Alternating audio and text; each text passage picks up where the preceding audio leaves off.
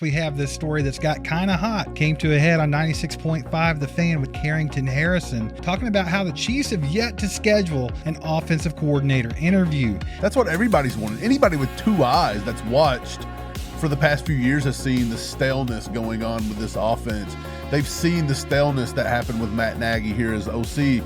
But I'm telling you, I just don't think Andy has given us any reason to think that he's going to clean house or he's going to do anything like that. I think it's the old adage, wanting one hand the other, which one's going to fill up faster. And I think right now, you're going to have a big pile of it in one hand before you get that crazy change. You're listening to All Chiefed Up, the podcast. Chiefs Kingdom ACU crew, welcome back to All Chiefed Up. We're the #1 independent Kansas City Chiefs channel on YouTube. We got a lot of stuff to talk about today, Tuesday, January the 13th. Wildcard weekend has come to an end, and we're talking about the offseason because we're Chiefs fans, baby. We got a couple of good stories today. We're going to talk about a really good free agent target. We're going to talk about a couple of really good draft prospects. But first, we have this story that's got kind of hot. Came to a head on 96.5 The Fan with Carrington Harrison, talking about how the Chiefs have yet to schedule an offensive coordinator interview. Why haven't they done that? What does that mean? What do we think's going to happen, Mike? It seems like to me, a lot of Chiefs fans are under the impression that Andy Reid and this coaching staff is going to go out and just clean house. And that's what we wanted. That's what everybody's wanted. Anybody with two eyes that's watched for the past few years has seen the staleness going on with this offense. They've seen the staleness that happened with Matt Nagy here as OC. But I'm telling you, I just don't think Andy has given us any reason to think that he's going to clean house or he's going to do anything like that. I think it's the old adage, wanting one hand, shit in the other, which one's going to fill up faster. And I think right now, you're going to have a big pile of it in one hand before you get that crazy change. You're not going to get the shill houses of the world, the OCs and the passing game coordinators from the Rams. You're not going to get another coaching tree to come in here. We're not going to get the Mike McDaniels, as sad as that is.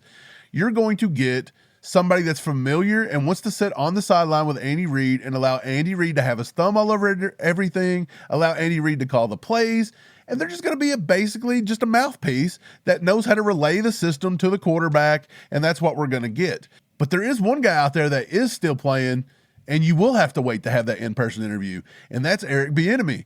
You heard Carrington Harrison talk about how we don't want Eric Bieniemy. I think they're waiting for the Bears season to end.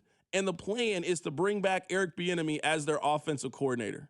It will just be so unimaginative if that's what they do. Eric Bieniemy has a lot of weaknesses. He's not scheme guy. He's not new direction guy. He's not new ideas person. That's what they need. They need new ideas guy. We don't want to go back. We don't want this. We don't want that. Steve, I've said it time and time again. I'll say it one more time here for everybody. Andy Reid's probably not going out of house that crazily. I don't think he does anything wild that we all want. So I would much rather have Eric Bieniemy come back and at least do the good cop, bad cop thing rather than promoting David Girardi or Joe Blameyer. Right. Well, when I look at this offensive coordinator situation, I try to look at it logically. And here's the top 5 candidates I've come up with, Mike. Here's what I think is going to happen if Matt Nagy moves on, which we think he's going to. #1 on my list is Mike Kafka, the interim head coach, offensive coordinator for the New York Giants. Here's my reasoning here. He's got to be the most logical outside hire. If they go outside, it's going to be Mike Kafka. He's a former Chiefs quarterback coach and passing game coordinator between 2017 and 2021. Here's the thing. You mentioned David Girardi, who I also have on my list down at #5. If you look at the past, Andy Reid's kind of a creature of habit, right?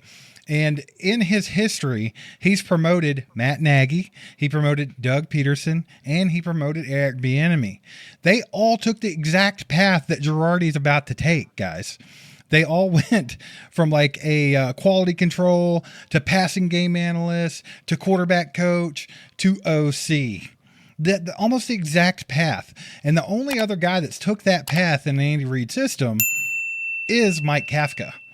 So there's definitely an option there. Now, if we go outside of Eric Bieniemy, Mike Kafka, David Girardi, all these guys, I think there's 2 that would be very interesting but highly unlikely. Okay, and obviously the first one I'm going to talk about is Mike McDaniel, the former head coach of the Miami Dolphins. I mean, this guy he's kind of a dream candidate for most fans, right?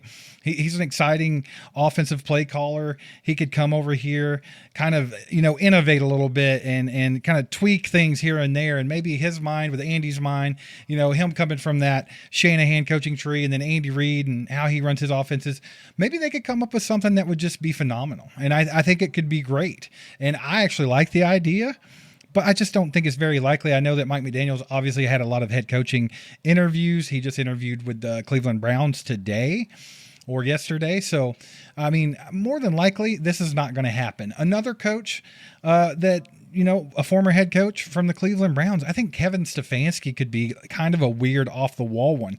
But there is a connection to Andy Reid, and that is Brad Childress.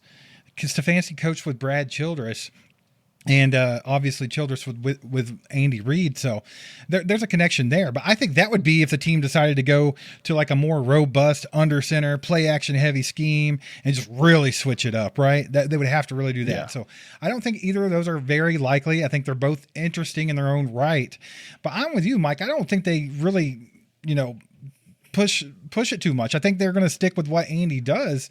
And I think one of those guys that have taken the exact path of what Andy likes to do to promote his offensive coordinators, it's probably going to be it. They're either going to promote Girardi, bring in Mike Kafka, or bring back Eric Bieniemy.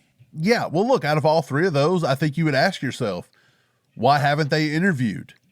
Why have they not made it known that they've interviewed Girardi for this? Maybe he's done it in-house and they've not interviewed for it yet. But why have they not requested an interview with Mike Kafka? He's very much available to interview. You've already seen they're not going to interview with Stefanski or McDaniel. I just don't see those two being a thing. Like I would like the outside ideas of a Mike McDaniel, but again, you're coming off of an entirely different coaching tree, and I just don't think Andy Reid's going to go for that. Andy Reid wants a guy that he can come in and he can pretty much, I don't want to use the word bully, but it almost is. You want a guy that comes in, you want to look up to Andy Reid, you want Andy Reid to be the word of God, and you want a guy that just wants to please Andy Reid at all costs. He doesn't want somebody that gives a lot of pushback, in my opinion. I believe that Andy Reid's got a huge ego. You think so? I don't know if it's a huge ego or I don't think it's a huge ego. I just think that Andy Reid is set in his ways. He knows his offense inside and out. He knows what he wants to do. And the Chiefs, by the way, this year, 6-11. This team right now, and Andy Reid, all these coaches believe that if there was just a few plays go the other way, that we'd be 11-6 and we'd be completely fine. They completely believe this, but yet the fans see it from a different perspective, and we're trying to blow it all to hell. I don't think the Chiefs are going to do that, and I don't think they will blow it up. I've lost hope. I thought if you were going to blow it up, you'd have done it by now. You'd have done it by now. You've wasted weeks now that you could be interviewing people. You're behind the 8 ball now on the coaching hire. Again, if you're going to go to somebody else, it's got to be somebody still playing. The only one that makes sense to me is Eric Bieniemy, and I would much rather have Eric Bieniemy because we've seen our offense actually do well for 3 years under Eric Bieniemy, and we haven't seen what an offense could do under a Girardi or a Kafka. I'm afraid if you get Girardi, you're getting a lot more of the same that you got from Matt Nagy. Simple as that. Right. So what do you think is the most likely choice here? If Matt Nagy's 100% gone, which we think he is, what do you think is the most likely choice? I think it's between Girardi being promoted, which I do not like. I would give that hire like a 4 out of 10. And I'll give it a 4 because I want to give it a 1. But I'll at least let the guy try to put his finger on the offense a little bit and see what he can do. I don't want to judge him too quickly. But initially, it's going to be like a 4 out of 10. Bieniemy is not the greatest hire in the world. There's a lot of different directions I'd rather them go. But Bieniemy, I would at least, I know what we've got with Bieniemy. I do know that he gives Andy a little bit of pushback. I do know that players might not like him at times because he does hold them to very high standards. I believe Eric Bieniemy can come in and contribute to helping the running back room, maybe pushing the running game a little bit more. So I would think Eric Bieniemy would be my favorite at this point. I know a lot of people for some reason have jumped off that bandwagon because they're just wanting to blow it up, but I'm telling you it's not going to happen. So Eric Bieniemy, in my opinion, would be the better hire. I'd say he's about a 6.5, 7 out of 10. I would much rather go out and get a 9 out of 10 or a 10 out of 10, a Nate Schillhouse or a Mike McDaniel, but we're just not going to get that. We're not going to get it. I just don't see it happening. And I would much rather have Eric Bieniemy back in here than probably promoting, again, Girardi or Joe Blaymire. I just don't like those. Right. Well, I think if they wanted to do the splash hire, really switch it up, Mike McDaniel would be your guy, right? I think he's definitely like the most popular choice, something that could really just come in and make a big thing out of it. Like, hey, things are changing, right? But I'm with you. I don't think that's going to happen. I think the most likely choice for me might actually be Mike Kafka. So, I mean, if you look at Andy Reid, he values familiarity and trust and all that above everything else, right? Kafka's already kind of been that kind of favorite son in Kansas City before, and the timing of him being available is pretty perfect with Nagy departing. And the one thing that I guess I find a little bit more exciting about Mike Kafka than what we've been dealing with is the fact that he offers at least a bit of a blend of like the insider knowledge of the Chiefs system and Andy Reid and the way he does things, but he's also got some outsider experience now. He's been with the New York Giants for 4 years over there with Daboll, who's a bit more like of a wild card, a bit more risky with his offensive play calling. So maybe there's a bit of a twist there by now. And you could kind of say the same thing about Eric Bieniemy now that he has been over there with Ben Johnson for a year, right? But yeah. I don't know. For some reason, I'm feeling Mike Kafka might be a very likely choice here. I'm just wondering why they wouldn't have hired. Why are they not interviewing for him at this point? They've had 2 weeks now. They could have interviewed him, and they've not done it. This is where it's getting weird, and a lot of fans are confused. Like, why are we not interviewing?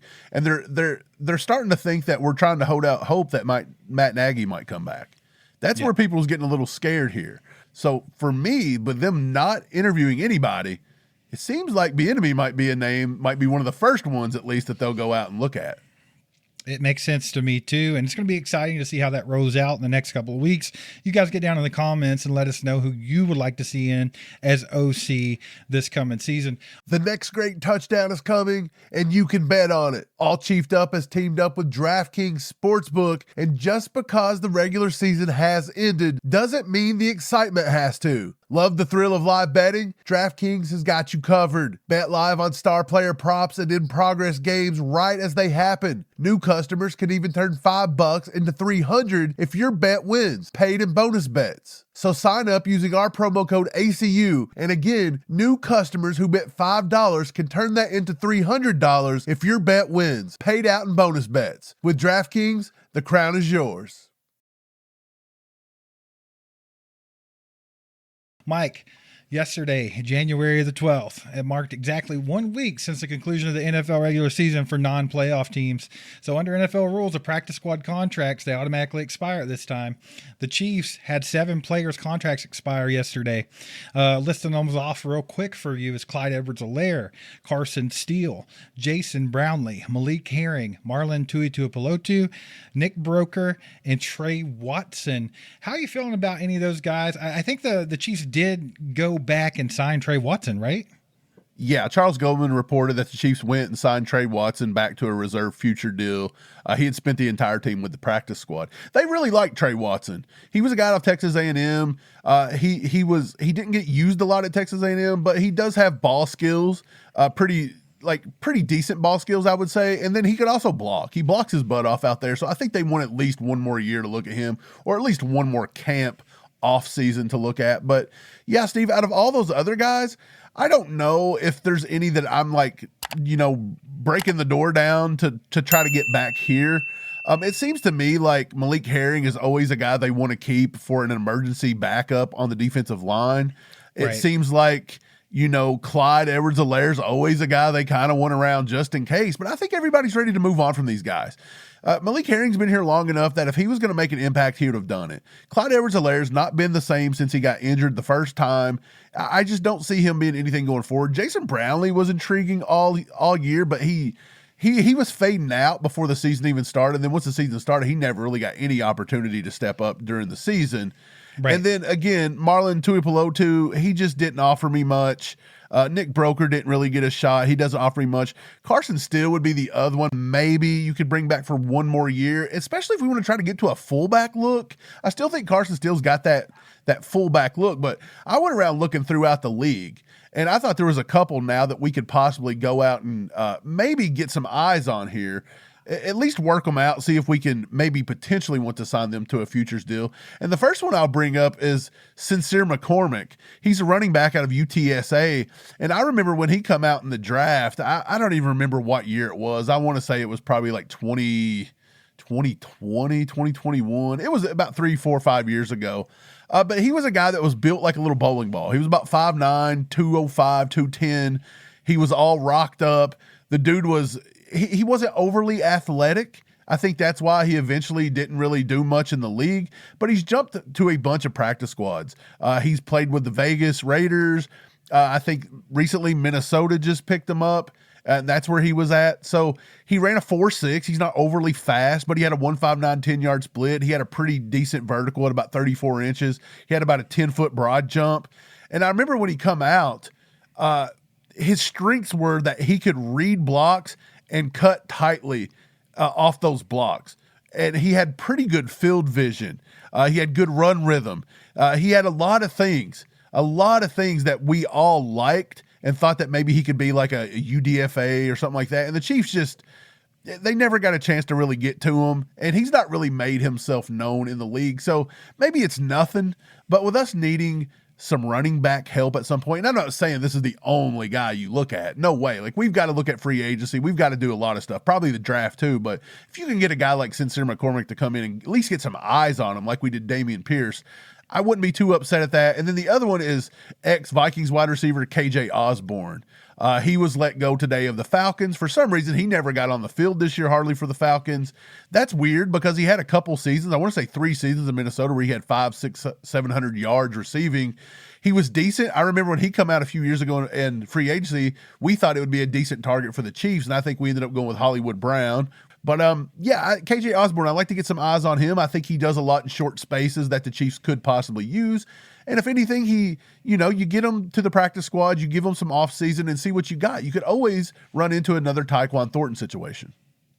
Right. So the Chiefs already have some of these guys locked up for the 2026 offseason roster as far as reserve and future signings. So you just mentioned Trey Watson being re-signed immediately today or yesterday. And then you have Andrew Armstrong, wide receiver, Jimmy Holiday, wide receiver, Shanderick Powell, running back. You got offensive tackle Matt Waletzko, linebacker Cam Arnold, and defensive tackle Marcus Harris. Mike, you mentioned that you wouldn't mind maybe seeing Carson still hanging around in that fullback position, but something I thought was very telling to me about Carson Steele and maybe his future with the Chiefs, it might just be done, because I really find it weird that in this season where there were a lot of struggles here and there, he was never called up.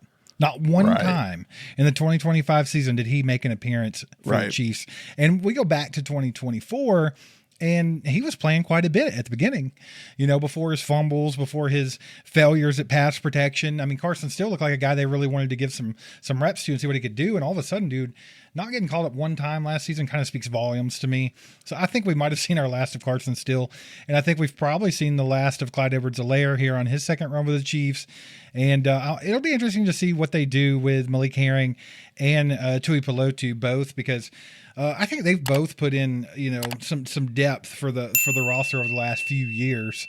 So it'll be interesting to see how that happens. Let's change course a little bit, man. Mike, I've been talking about free agency, and I think that it's very important for the Chiefs. Brett Veach has kind of dropped the ball on free agency, in my opinion, over the years. I think he's drafted okay. I just don't think we've done enough in free agency. But let's talk about a guy that I think could come in and really change this offense for the best. A lot of people really want to see the Chiefs get that home run hitting, that game-changing running back. I think everyone saw one of those a couple nights ago in that Buffalo Bills and Jacksonville Jaguars matchup. And that is Mr. Etienne. Wouldn't you like to see him in a Chiefs uniform, Mike? Yeah, I would. Heavy on Chiefs come out with an article And they said Chiefs could target 3,800-yard running back to address backfield issues. Inside the article, they quoted Jared Feinberg from SI.com. It said he broke down the team's backfield woes, noting that the Chiefs finished in the NFL's bottom 10 for rushing yards per game. He suggested the Chiefs could address the need in free agency, taking aim at one of the top backs expected to hit the open market. He goes on to say the SI.com writer suggests the Chiefs could address the issue in free agency, taking aim at Jacksonville Jaguars' Travis Etienne. He goes on to say Etienne has topped 1,000 yards in 3 of his 4 seasons with Jacksonville, rushing for a total of 3,798 yards with 25 touchdowns. Etienne is a solid receiving target out of the backfield, making 168 total receptions for 1,338 yards with 7 touchdowns. Steve, I think that Etienne has got to be at the top of the offseason needs if you're going to spend money at running back. I think he's got to be right up there with Breece Hall. And I think if you look at the market values on both of those, they're pretty similar. The market value for Breece Hall is somewhere around 10 to 12 million estimated. They think that it's going to be about 4 years, 41 million. Etienne's a little cheaper, 7 to 8.2 million. Now, I do think that could run up a little bit, especially with him performing so well the other day in the playoff game. And they're saying about 4 years, 33 million on him. Which one of those two guys would you likely would want? Would you rather have the Etienne at the 32, 33 million, which I think is going to climb closer to 40 million, to be honest. And then Hall, somewhere they're already estimating around 41 to 45 million in that range. Out of those two guys, which one do you like the best if the Chiefs were to throw money at him in free agency?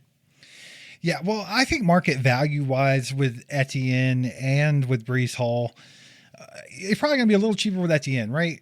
I think Breece Hall is probably the better overall back, in my opinion, and I think that would be a bigger splash move. However, I think Etienne's not far behind him, and I think he could bring a lot to the Chiefs' offense. We know he's a dual threat guy, right? He can also be a bell cow. He can handle 250 carries a year. It's not a big deal. He also, like you mentioned, he had 1,300 career receiving yards, so that would be a perfect check down option for Mahomes. He's got that home run ability. He can really break some big plays, and we've seen that this season. And he's scheme compatible. I mean, he's been over there with Liam Cohen in that system in Jacksonville, which they utilize the modern spacing and creative run designs and everything that Andy Reid does. So, I mean, I think that he could fit right in. If I had to pick between the two, man, I think that they both would be a great pick up for the Chiefs. Like, I feel like both of them would be obviously a huge improvement from what we've seen at running back. And I think they could both bring a lot of value to this offense and help kick it in the right direction. So it's hard for me to pick one or the other, but I think both would be good. However, I do think, I was kind of thinking Etienne would probably be around that $10 million a year mark. I don't know what you just quoted off that you had read about his market value, but I think about $10 million a year is kind of where I got this guy.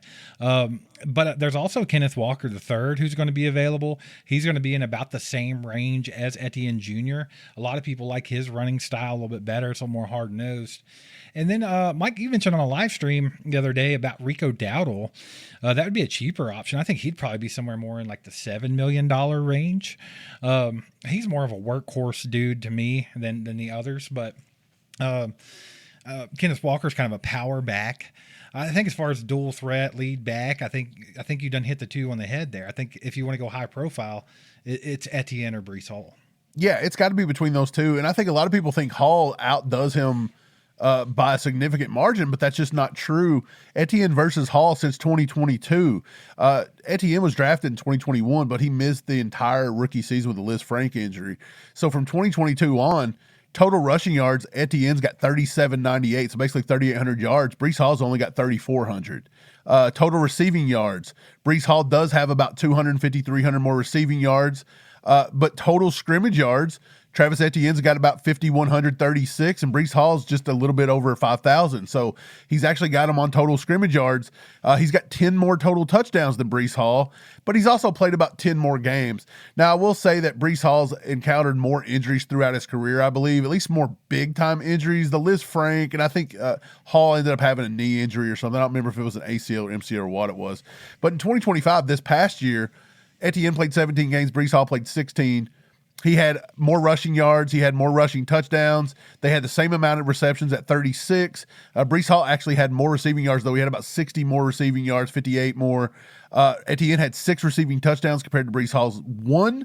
Brees Hall did have about 16 yards more from scrimmage, and then total touchdowns, Etienne led them 13-5. Again, one was a playoff team, one was the Jets. It's kind of hard to go at that, but you can see that they are the same caliber running back, to be honest, on paper. They're almost the exact thing. I will say that I think maybe Brees Hall fits the inside zone, outside zone scheme that Andy likes to run maybe a little bit more than Etienne, but I don't think Etienne should be written off because I think he could do it, and I think Etienne might have a little bit more like wiggle and burst. I'm not 100% for sure on that. I've not watched tons of Brees Hall stuff, but I feel like Etienne's got that thing that like Andy Reid backs always want, like that make you miss in a phone booth. And I do know Brees Hall does have that a little bit, but I think a lot of people are just like, look, Brees Hall or nothing. I think Etienne, though, is right there with him. Yeah, I think he's more cost effective, right? And that's something that you got to look at, especially with the Chiefs salary cap stuff. So it definitely could sway that way if they decide to go running back in free agency. I mean, let's think about it, man. Brees Hall, he's premier back. He's top tier, right? Yeah. Okay, Etienne, he's not quite to Brees Hall's level as far as being a top tier guy that's going to garner a shit ton of money. I mean, he's going to make good money, but he's not going to make as much as Brees Hall. Now, here's an option, Mike. Do you think that they would be able to give him like a really lucrative 1-year prove-it deal and be able to get away with that for short-term relief at running back and also setting up Etienne to go out in 2027 and try to get the major Brees Hall payday? Do you think they could come up with something like that? They've kind of done that with receivers. Like if you look at like Marquise Brown, right, they were able to do that to try to be that stair step to, you know, like a bigger contract. I don't know if you could do that with Etienne, but maybe. It's possible, but I want to say no, they probably couldn't get it done, and here's why. I think Etienne's market value is still relatively high. I think it's still going to bump up to $8, $9, $10 million a year. Still going to be a little higher than what I think they're valuing it at. And I think with a running back, even over a receiver, your lifespan in the NFL is shorter. And I think that he sees this year is the year he's got to go make some money. I don't know if he wants to sign a 1-year deal, injure himself, and then miss out on a lot more. It could screw up his entire career. So I think he goes out this year and tries to get as much as he can get, and that's why I think he probably pushes 10 mil. I think he's earned it. Etienne can flat out be a game-changing running back. We watched that the other day. He tore the Bills up. They should have won that game. They just scored too quickly. And the defense just kind of caved a little bit there on the last drive. So I think Etienne is a hell of a running back. I would love to have him here. I almost would like it just as much as Hall. Now, again, I don't even know if Brees Hall is going to be available. I'm hearing lots of things that said the Jets may be interested in putting the franchise tag on him and letting him go for 14 mil this year and trying to work out a contract long-term extension off of it, which is wild. A lot of people don't want that, but that is an option. I wonder if that would be an option for the Jags. Now, I wouldn't think they would think that way with a running back, considered Liam Cohen and the pass game and everything. But Etienne was very valuable to that offense this year. Absolutely. Let's change gears, guys. Let's change gears. Let's go draft. How about that, baby? Everybody's excited about the NFL draft this season for the Chiefs because that's all we have to look forward to, baby. Chiefs with the 9th pick, the highest pick they've had in a long time, and a lot of names are getting thrown around. A lot of fans saying, I want this guy, I want that guy. People have their mind set, bro. But let's talk about a couple of guys today that I think are both very high-profile players, both those blue-chip playmakers, and both could be an option for the Chiefs at the end of, at the draft there at pick number 9. A lot of people talk about like Reuben Bain Jr., a lot of, Jeremiah Love. We don't know if they're going to make it that far. I think both of these guys absolutely could make it to number 9. So it's pretty intriguing. Let's start on the offensive side of the football. Jordyn Tyson, wide receiver of Arizona State. Mike, he's 6'2", 195 pounds, kind of considered the X receiver. He exploded onto the scene in 2024 with 1,101 yards and 10 touchdowns. Widely regarded as one of the most polished route runners in this class. He has a basketball background, which he uses to dominate the catch point, high point the ball effectively. His strengths would be like elite body control, refined route nuance, the versatility to play both the slot and the boundary. He just seems like a natural type playmaker to me, Mike. And I think that anyone wanting to go wide receiver at number 9, to me, that seems a little rich for the roster that we're looking at replenishing here, because I would tend to lean towards pass rush, running back, something of that nature. But I think anyone wanting to go wide receiver here couldn't be upset with Jordyn Tyson. No, I like Jordyn Tyson. Dug into tons and tons and tons of games. Went all the way back, watched him in Colorado. He actually played under Prime in Colorado. He was the first Colorado true freshman to record a touchdown catch in the season opener for Colorado. He hurt his knee later in that year, and somehow Prime let him get away, and he chose to transfer to Arizona State. Even at Arizona State, Sam Levitt, their quarterback, who almost transferred to UK, that was rumored for a little while, but he ended up going, I don't remember where he ended up going to, but he ended up being injured. Jordyn Tyson ends up missing, I want to say he missed the bowl game this past year because he was injured. He's got a lot of injuries under him. He had an ACL, MCL, PCL tear at one time. The past year he was dealing with I think it was a hammy or something he was dealing with the entire time. Yep. It was something crazy. He actually had a collarbone fracture back in 2024 that sidelined him for the end of the season. So he's big time injury prone. And I believe if he were to fall to number 9, it's going to be those injuries that will cause it. Because if you just look at the talent on the field, the kid is an absolute nightmare to guard. I think he is absolutely the most explosive wide receiver in this draft. And you're going to see the big three start to rise. The cream's going to rise to the top here.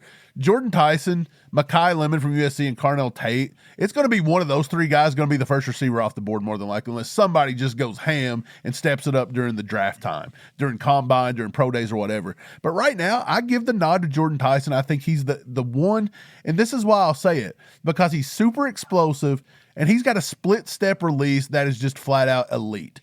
Like, this dude's route running is top notch. He's the best route runner in this draft. We said the same thing about Ladd McConkey. The Chiefs do not choose to draft good route runners for some reason. They just want pure athleticism, guys they think that can miss in a phone booth, just all this stuff. But I'm telling you right now, this dude right here is a top-notch route runner. He gets open so fast. He is so impressive. He can win at the line of scrimmage and get vertical. He puts corners in a washing machine pretty much. He wins with suddenness. He wins with power. He wins with strength. His tempo and his route running is some of the best I've seen, maybe all the way back since Ladd McConkey. He's got elite separation. Nobody in this class can separate like he can. He's a 79% separation percentage, which is 82nd percentile in the entire NCAA. So this dude is insane. Like you said, he's tall. He's got a big catch radius. He doesn't drop anything. I think he dropped one ball this year. Now, back in 2024, he had a few concentration drops, but it looks like he cleaned it up this year. So overall, besides his injury history, this dude feels like a very good prospect, and I would gladly take him in the top 10 if I felt like his injury history is going to be something that's not going to hinder him going forward.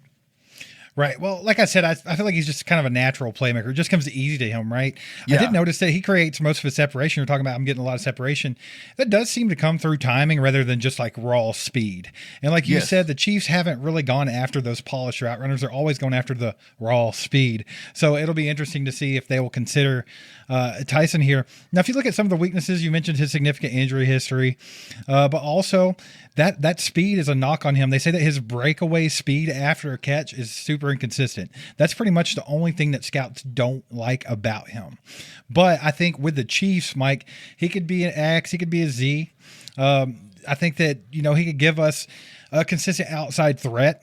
His ability to win against press man coverage would give Mahomes somebody to throw 50-50 balls to. Yeah, absolutely. And that's something we haven't had. So I think a lot of people have wanted that, and we just don't know. Well, it's like, will Andy and not go for that? Because we just can't seem to ever get it. So I really don't know. But I do think, with Travis Kelce's career coming to an end, you're missing your primary red zone target at that point if Travis were to step away from the game. I think you have to start looking for a long-term successor. So I think that Jordyn Tyson would be a really cool option. Yeah, I think, look, we seen a lot of the Chiefs' struggles this year. They couldn't separate man-to-man. They couldn't do it. That we didn't get a guy that could beat a zone a lot, but we really struggled in man-to-man. That was a big one. And he actually scored PFF grade 92.4 versus man-to-man. So he is one of the better options in man coverage, an 89.7 PFF receiving grade in general. So he can flat out play. And again, he is a very good route runner. He knows how to use all of the tempo in his route. And I mean, it is just beautiful. And again, like I said, he's in the 80th percentile in separation against single coverage. I think he's got elite separation or he's damn near it. Like, he is one of the best separators in football, and excellent in the intermediate range, which, again, if we have trouble with Rashee Rice or whatever, this is a guy that can work the intermediate field. Steve, I'm curious to see what you think about my comp of him.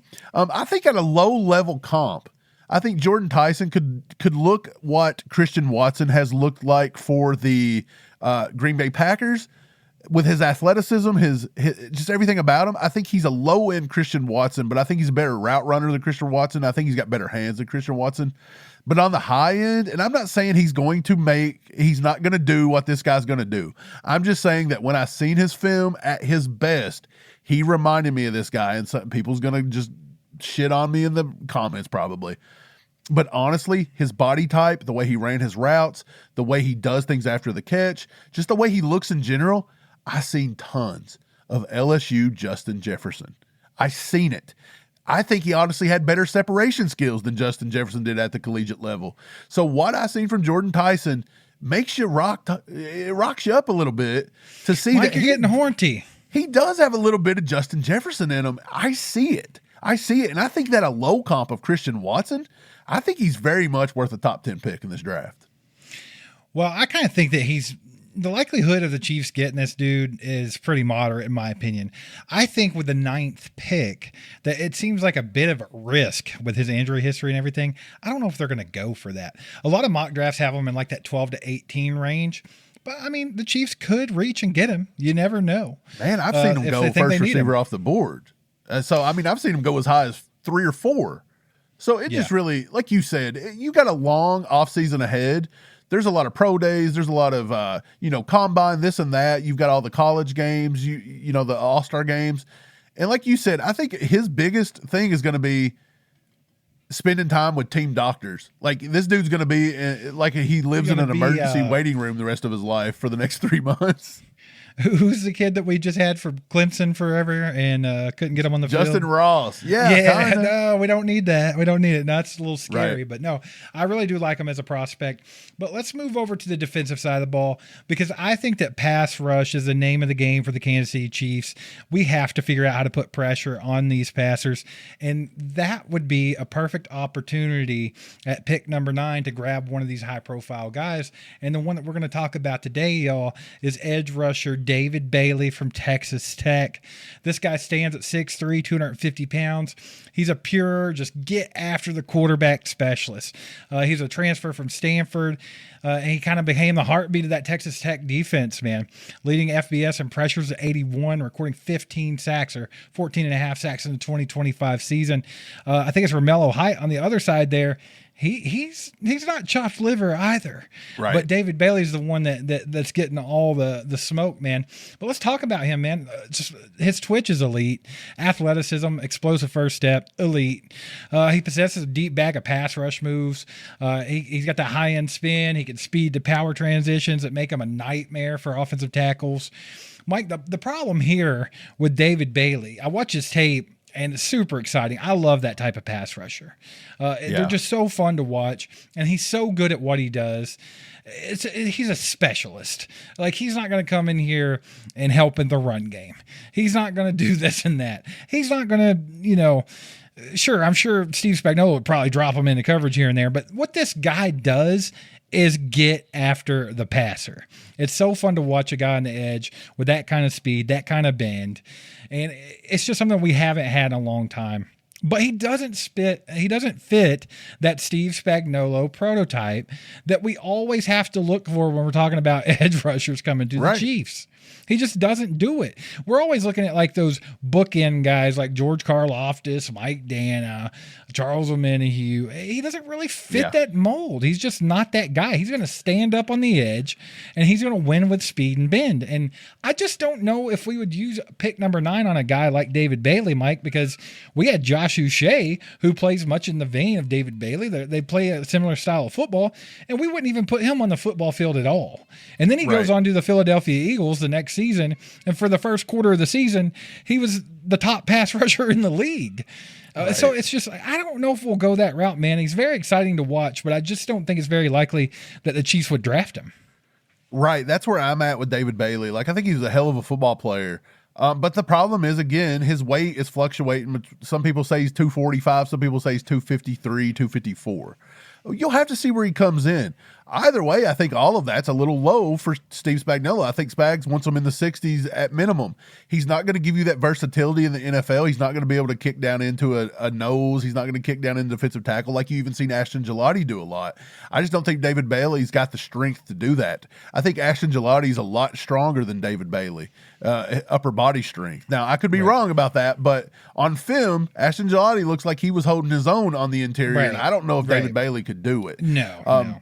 He's also going to be 23 going on 24 going in, so he's one of the older prospects. He played at Stanford for a couple years. He done pretty well. He went on over to Texas Tech. He actually made Bruce Feldman's freak list in 2023 and 2025 for his speed, not for his strength. It was for his speed because he is fast. I said it yesterday on the live. He's been clocked at 20 miles per hour on the football field before, and he is a defensive end. It's insane. He's super twitched up. He's explosive. He's got tons of speed moves, spin moves. He's got a Euro step. He's got a club rip. Insane burst and twitch off this guy. He is pretty much a game changer off the edge as a pure pass rusher. He'll hustle to the ball all over the field. He can seal the edge decently, but if they run at him and they put two guys on him, his back's on the ground and he's out of the play. Like I'm telling you, for all the good plays you see David Bailey and all the highlight plays, you can find the exact opposite on the other end where he is just getting dogged in the run game. He just don't have that ideal length and size that you're wanting. Spags wants the Carlos Dunlap types. That's just the way it is. And so his speed to power is always getting stalled out. That initial push, if he can't beat you with the initial push, he's beat. You can run at him. His body frame's basically maxed out. His arms are a little shorter. And I know people will say, well, you like, Reuben Bain, his arms are short. Yeah, but Reuben Bain's built like an army tank. Reuben Bain is good in the run game. He can pick up David Bailey and throw him 14 yards, Absolutely. The other thing I'll say about this, besides him being a little up and down, besides he don't put his hand in the dirt, besides that he's not really going to set a good edge for a Spags defense, he's not versatile. All these things work against him for Spags. But here's another one. He was ejected for kicking a player in a game. He also had an incident with a cameraman. Now, I don't really know if they got to the bottom of that incident or whatever, but it's possible he's got some red flag issues. And so for that and his play style and everything else, I comped him to Marshall's Mike Green that come out last year. If you remember, he got accused of a couple things, dropped all the way down to the Ravens in the second round. A lot of teams passed on him multiple times. And why? He was a little undersized. He come in at about the same exact size as David Bailey. And when he got to the NFL, you would have thought that the Ravens would have found something to be able to do with him. He ended up having 26 tackles, 4 sacks, and 34 pressures. While that looks good compared to the Chiefs' defensive line, it's really not all that great. The Chiefs' defensive line is just that bad. He had a 46 overall PFF defensive grade, which was 109 out of 115, was Mike Green, and a 47 run grade, which finished 108th out of 115. And honestly, the way I watched David Bailey play and the film and the similarities to Mike Green, nothing tells me he's going to come in and do any better than Mike Green did in his first year rookie season in the NFL. And for that reason, I don't pick David Bailey in the top 10. I don't think he's a top 10 pick. See, I kind of lean a little bit the other way, and here's why. I don't think it's very likely that we would get David Bailey, but it's not impossible. For those of you out there that love David Bailey and want to see him in a Chiefs uniform, I think it could happen. And here's why. Dude, a lot of analysts, despite the red flags and this and that, they think that Bailey is a top 10 lock. Absolutely 100%. They think he's that good. And the Chiefs, he's up there. Their biggest their primary priority this offseason has to be pass rush. It just does.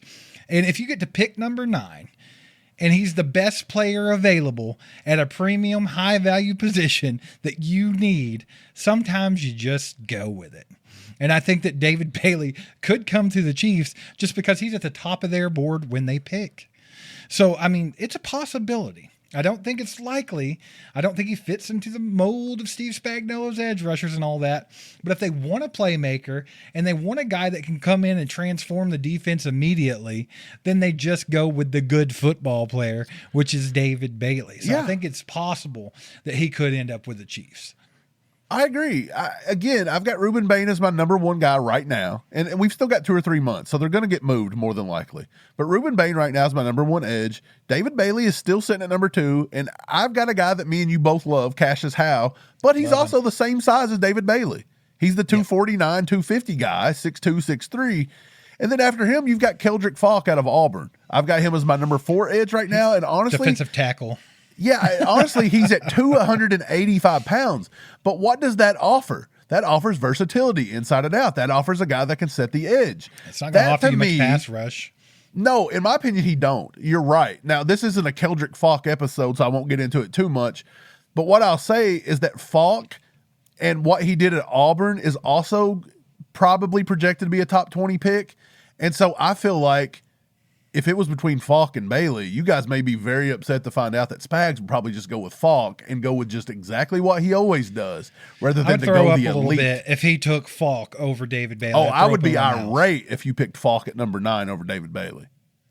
Yeah, that would be crazy. You guys get down in the comments and let us know how you feel about David Bailey and if you think the Chiefs would pick him if he's available, or Jordan Tyson. Or let us know how you feel about him as a wide receiver option. If you guys are listening on Apple or Spotify, make sure to give us a 5-star review. Leave some kind words down there. If you're watching on YouTube, we appreciate you. Hit that like button. Subscribe to the channel if you haven't already. We're trying to get to 60K subscribers before this next season kicks off, so we're going to need your help. Share us out with your friends. Tell your friends about some good Chiefs content. That would be freaking awesome. And we'll catch you guys next time. Go Chiefs.